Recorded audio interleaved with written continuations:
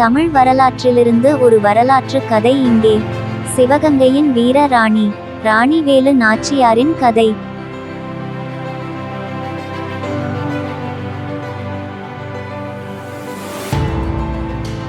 ராணிவேலு நாச்சியார் 18ஆம் நூற்றாண்டில் தமிழ் பகுதியில் இருந்த சிவகங்கையின் அரசி.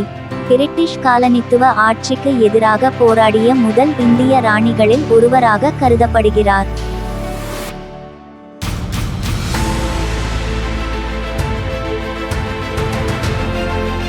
அவரது கணவர் இறந்த பிறகு வேலு நாச்சியார் ராஜ்யத்தின் பொறுப்பை ஏற்றார் மற்றும் பிரிட்டிஷ் கிழக்கிந்திய கம்பெனிக்கு எதிராக கடுமையான எதிர்ப்பை நடத்தினார்.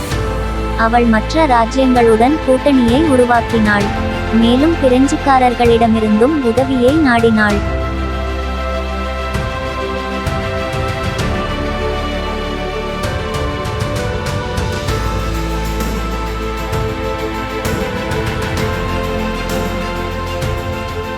ஆயிரத்து 1780ஆம் ஆண்டில் அவர் ஆங்கிலேயர்கள் மீது ஒரு வெற்றிகரமான தாக்குதலை நடத்தி சிவகங்கை நகரை கைப்பற்றி தனது ராஜ்யத்தை மீட்டெடுத்தார்.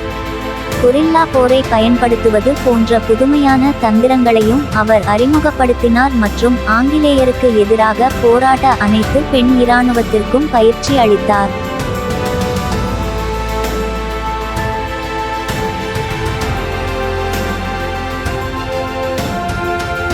வேலு நாச்சியாரின் துணிச்சலும் வியூக சிந்தனையும் அவரது மக்கள் மற்றும் ஆங்கிலேயர்களின் மதிப்பை பெற்றது. அவர் தமிழர் பெருமையின் அடையாளமாகவும் இந்திய சுதந்திர போராட்டத்தில் முன்னோடியாகவும் நினைவுகூரப்படுகிறார்.